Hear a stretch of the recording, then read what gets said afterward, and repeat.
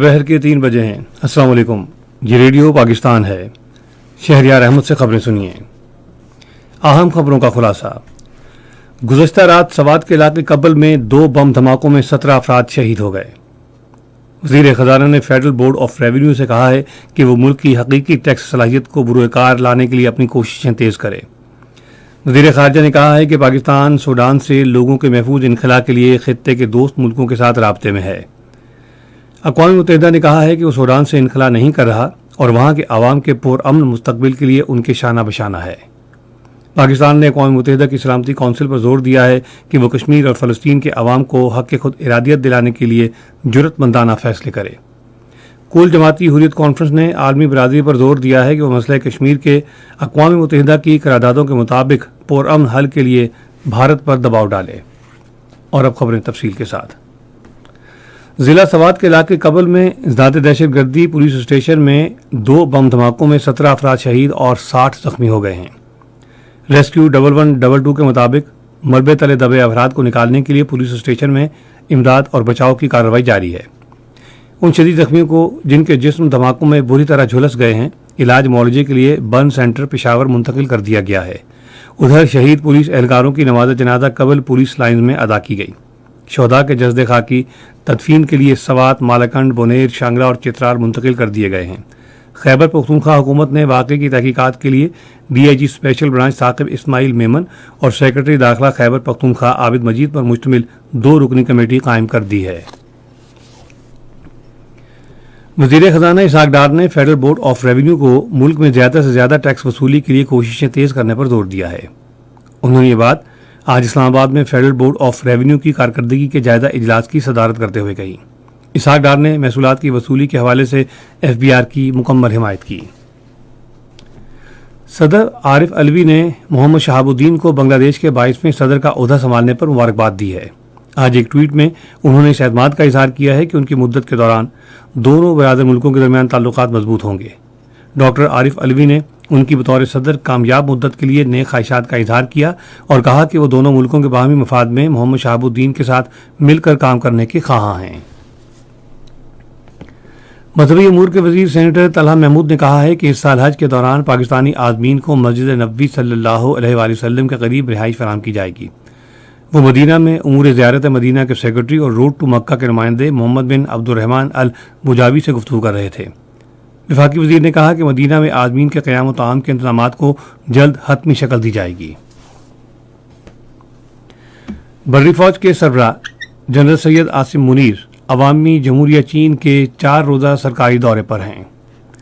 पाक फौज के शोबा ताल्लुकात आमा के मुताबिक बर्री फौज के सरबराह अपने दौरे के दौरान चीनी क़यादत के साथ 2 तरफ़ा अस्करी ताल्लुकात के फ़रोग़ पर तबादला ख्याल करेंगे। पंजाब के निगरां वज़ीर आला मोहसिन नकवी ने सूबे भर में शीरखारों और बच्चों के लिए इलाज मुआवजे की बेहतरीन सहूलतें फराहम करने के अपने अज़्म का इयादा किया है। उन्होंने इस अज़्म का इयादा आज लाहौर में चिल्ड्रन अस्पताल के दौरे के दौरान किया। उन्होंने कहा कि अस्पताल में मरीजों की भीड़ को मद्देनजर रखते हुए हंगामी हालत के शोबे को तौसीह दी जा रही है। ये खबरें आप रेडियो पाकिस्तान से सुन रहे हैं। वज़ीर ख़ारजा बिलावल भुट्टो ज़रदारी ने कहा है कि पाकिस्तान सूडान से अपने शहरियों के महफूज इनखला के लिए खित्ते के दोस्त मुल्कों खुसूसन सऊदी अरब के साथ मुसलसल राब्ते में है। उन्होंने आज एक बयान में कहा है कि उमूर ख़ारजा की वज़ारत सूडान में पाकिस्तानियों की इमदाद और बचाव की कार्रवाई में कायराना किरदार अदा कर रही है। उन्होंने कहा कि खर्तूम से रवाना होने वाले 211 पाकिस्तानियों का एक और काफिला पोर्ट सूडान पहुंच गया है। उन्होंने कहा कि इस तरह महफूज मकाम पर मुंतकिल किए जाने वाले पाकिस्तानियों की तादाद 700 हो गई है।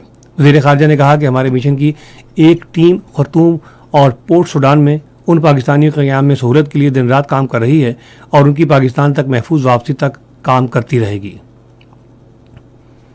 सऊदी अरब ने कहा है कि उसकी क़यादत की हिदायत पर सूडान के जंगज़दा इलाकों से लोगों के इनखला की कोशिशें जारी हैं और 199 मज़ीद अफराद बहिफाजत जद्दा पहुँच गए हैं। सऊदी अरब की उमूर ख़ारजा की वज़ारत ने एक बयान में कहा है कि सऊदी अरब के बहरी जहाज़ से जद्दा पहुँचने वाले अफराद में सऊदी अरब, अमरीका, बरतानिया, सूडान, इटली, कतर, शाम, Netherlands, Iraq, Türkiye, Tanzania, Lebanon और लीबिया के शहरी शामिल हैं। اعداد و شمار کے مطابق سوڈان سے 356 افراد بحفاظت نکال لیے گئے ہیں، جن میں سے 101 سعودی عرب کے شہری ہیں، جبکہ دیگر 225 کا تعلق 26 مختلف ملکوں سے ہے۔ سعودی عرب غیر ملکیوں کو ان کی اپنے ملکوں کو روانگی میں سہولت فراہم کرنے کے لیے تمام ممکنہ کوششیں کر رہا ہے۔ اقوام متحدہ نے کہا ہے کہ وہ سوڈان سے انخلا نہیں کر رہا، بلکہ متحارب فوجی دھڑوں کے درمیان لڑائی کے تناظر میں اس نے اندرون اور بیرون ملک اپنے عملے کے سینکڑوں ارکان کی عارضی طور پر نئے مقامات پر تعیناتی کی ہے۔ اقوام متحدہ کے سیکرٹری جنرل انتونیو گوتریز نے کثیر جہتی اقدامات کی اہمیت کے بارے میں 15 رکنی کونسل کی عمومی بحث میں خطاب کرتے ہوئے سوڈانی عوام کے محفوظ اور پرامن مستقبل اور جمہوری نظام کی بحالی کے لیے عالمی ادارے کے عزم کا اعادہ کیا۔ انہوں نے سوڈان میں تمام فریقوں پر زور دیا ہے کہ وہ ایک دوسرے کے خلاف کارروائیوں اور تشدد کا سلسلہ ترک کر کے امن و امان کی بحالی اور جمہوری تبدیلی کے راستے پر واپس آئیں۔ انہوں نے کہا کہ تمام عام شہریوں کو لڑائی سے متاثرہ علاقوں سے نکلنے کی اجازت دی جائے۔ اقوام متحدہ کے سیکرٹری جنرل نے شہری علاقوں اور تنصیبات پر اندھا دھند بمباری کی مذمت کی۔ انہوں نے کہا کہ وہ خرطوم میں فوجی رہنماؤں سے مسلسل رابطے میں ہیں اور ان پر زور دیا کہ وہ مذاکرات کی میز پر واپس آئیں۔